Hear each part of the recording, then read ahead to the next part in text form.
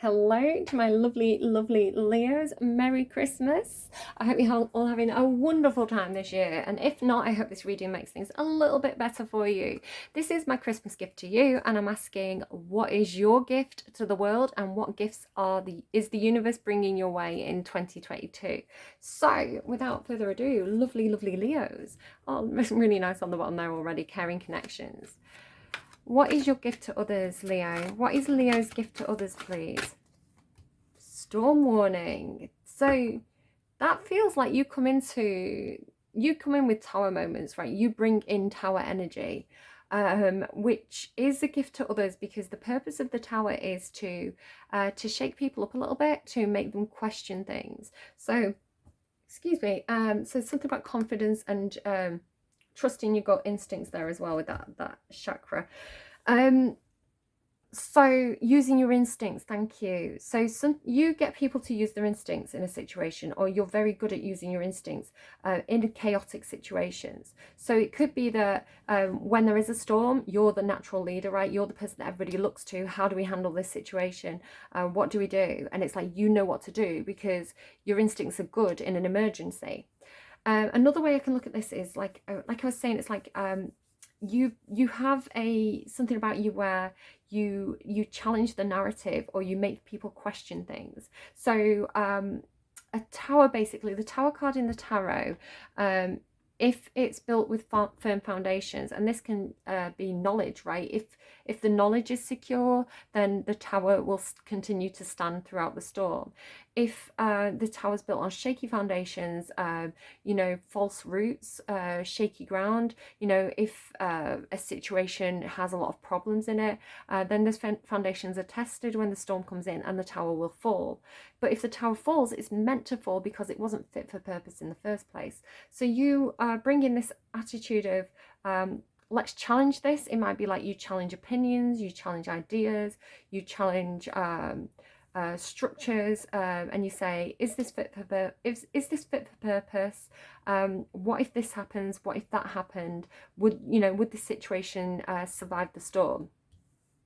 But again, coming in with this leadership energy of like, right, well, do you know what? Batten down the hatches, reapply the grout. I know how to weather this storm, and it comes from instinct, right? It comes from your natural innate gift to know what to do in any given situation, but also to see the flaws in a situation. I'm kind of hearing like you've got like an innate, like, analytical gift to see the problems. It's like identifying problems or identifying risks, something like that. Oh, I love the dolphin. I say this sometimes about Leo energy. It's been coming up quite a bit in the readings as this kind of you're the person who keeps the mood up when everybody else is panicking, and I'm getting that from the dolphin card there. I was trying to say clown. I'm going to come back to the dolphin. The firefly for me guides others through the darkness. So again, with this storm warning, I kind of mentioned it briefly in Cancer's reading, but the firefly can come through as kind of like a lighthouse energy, right? Guiding people home through the storm, warning people when things aren't safe. Lighthouse, it's like the lighthouse, but also if you think about the hermit card, they normally hold a lantern up to guide other people back, right? So this light that guides people the right way, but warns people not to go another way. Yeah. So seeing again, it's like your lightness, your innate brightness, because you are the sun in the tarot as well, the sun card. So your way of faking a smile in a bad situation, of keeping the mood high, of being a bit of a clown when the going gets tough.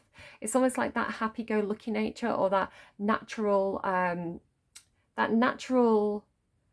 happy.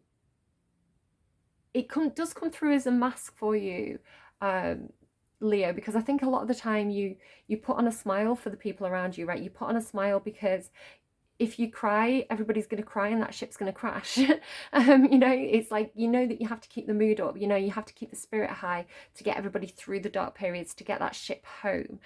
This came through in your reading last week. I think that that I had to stop halfway through, and I had to kind of like scrap it because it wasn't coming through properly. And then I feel like you've got a different reading. But the reading that I did off camera, the reading that failed, was this kind of energy of how do you keep the ship afloat? And it was this kind of this knowledge that I have to be the leader in this situation. I have to keep the mood up. Need to keep the vibe high, because you know the ship's letting in water, and if everybody starts to panic, if everybody has a breakdown, if everybody starts to cry, nobody's going to be sailing the ship, and we're going to crash into the rocks. But if I keep the mood up, if I keep the energy up, if I keep people laughing and joking, we're going to be able to like bail the water out. We're going to be able to scramble this situation together to be able to pull through and get that ship safely home. So it does feel like playing the clown in an emergency situation, in a stressful situation. So it can be talking about like your workplace as well. So say you're going into, I mean, it's Christmas time, right? So, you may have just faced some kind of crunch period where it's like, we need to get this done by Christmas. Everybody's stressed, everybody's panicking, everybody's thinking about 100 other things because it's Christmas, right? So everybody's thinking about, oh, how am I going to get that flight? How am I going to get this person to that place? How am I going to get to the kids' nativity? How am I going to get the presents wrapped? It's like everybody's really stressed, right? Everybody's kind of in panic mode. And then adding crunch time at work on top of that, it's too much. So it's like everybody could crumble, right? And you'd miss that deadline, or you keep cracking jokes, you keep playing happy songs, you keep the energy higher, you keep chatting to people, and it's like inside you feel the same. Inside you're also panicking, inside you're also stressed, inside you also feel you feel things are crumbling, but you know that you have to keep the mood high, you have to play the joker, you have to put the clown face on, at least until crunch time. So some of you, like, that's a huge gift to others, right? That is definitely that Leo energy of understanding that sometimes you are a natural leader, right? Sometimes you are the person that other people look to see what to do, and understanding the impact that you have on other people, right, on the community around you, understanding that if you have a breakdown, everybody's going to have a breakdown. So there is a kind of self-sacrifice or higher good energy to that of having the fake smile, playing the clown, amusing others. There's a generosity of spirit there where actually I feel like once the curtain closes, once the deadline passes and you're on your own, you probably have a really big cry and a bit of a meltdown. You probably go to bed for a few days to kind of like sleep it off, right? You probably have a bit of a crumble yourself. But I feel like there's this energy where you don't want to put that on others. So it's almost like you're faking a smile for others, when actually inside you're just as stressed, you're just as worried, you're just as anxious, you're struggling too, but you don't show it because you're aware of that impact you have on other people. It's not necessarily healthy. I think it's important to ask for help when you need help, but that ability to lighten the mood, right? Lightening the mood lightens the load, and you're aware of that effect that you have on people. So there is this self-sacrificing energy to your reading. So I feel like the universe is going to bring you something really good next year as a reward. I hope so. But let's just get a little bit more on this, on your innate gift. Leo's gift, please. Leo's, because you are a gift to the world. Yeah, I think this is just representative of saying, this is you struggling. This is you thinking, oh my God, the ship is going down. There is water coming in. I don't know what to do either. It's like, I don't know what to do. Like, all those cups are spilled. I don't know what to do. But it's like still laughing and joking, and still being like, and maybe even making a joke out of it, maybe even making a joke of like, it's all gone wrong, oh no, right? And like breaking that kind of tension. But I think again, it's just that energy of not crying over spilt milk, and facing the unknown, right? Facing the confusion. I think it's just more of that kind of energy there. Yeah, of continuing with this kind of happy-go-lucky, going with the flow, riding the waves, right? It's like, I know we're in choppy waters, but I'm going to be optimistic here. Yeah, the guiding light when there's a lot of confusion. It's kind of giving me, I don't know, maybe somebody has watched a play around Christmas time. It's giving me the energy of the Tempest. If you know the opening scene from Shakespeare's Tempest, is it Shakespeare's Tempest? Yeah, it is. I thought it might have been Twelfth Night, but I'm pretty sure it's Tempest, where there's the Bunsen scene and they're all running around on the boat, and it's like, I recommend you go and watch that scene because I think there's something in that for you, or read that scene.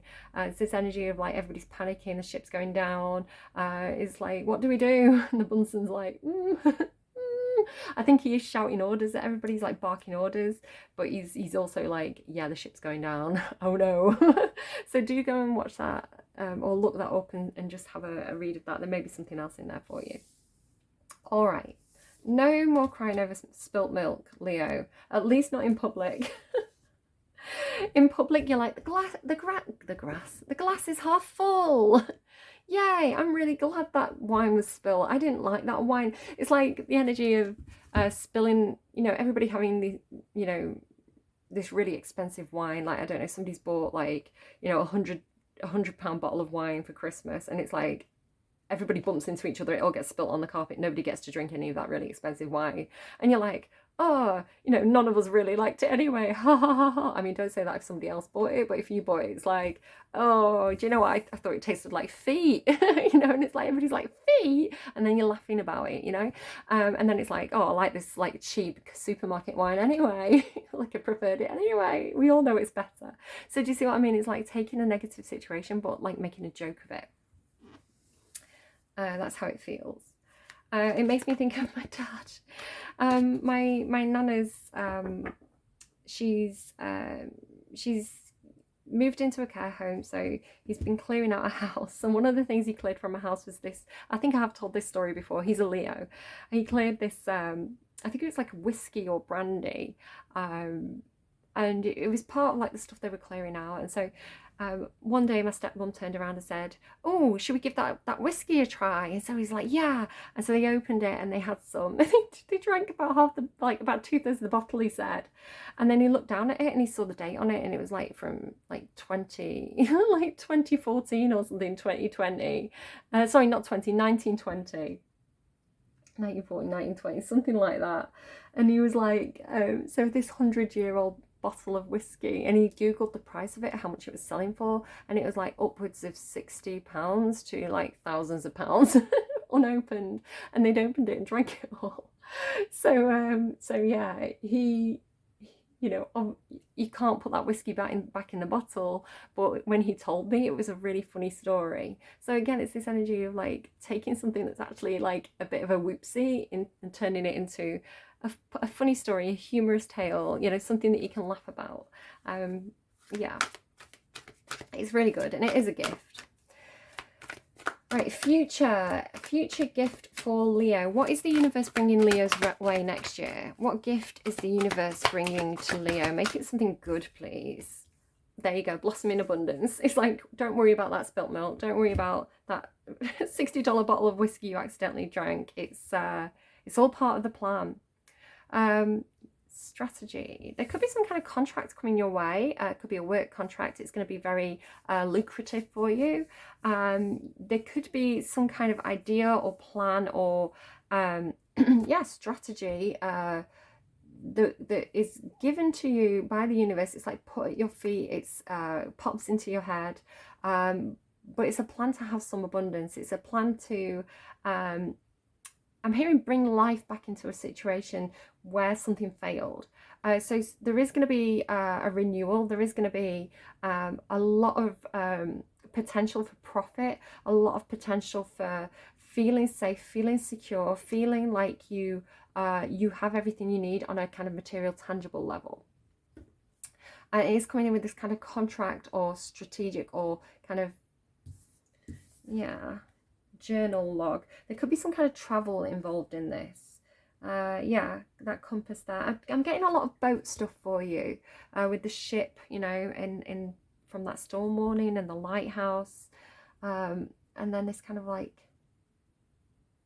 it really feels like ship or travel energy, like like bodies of water seem to be important for some reason. So again, it could be some sort of vacation you're going on.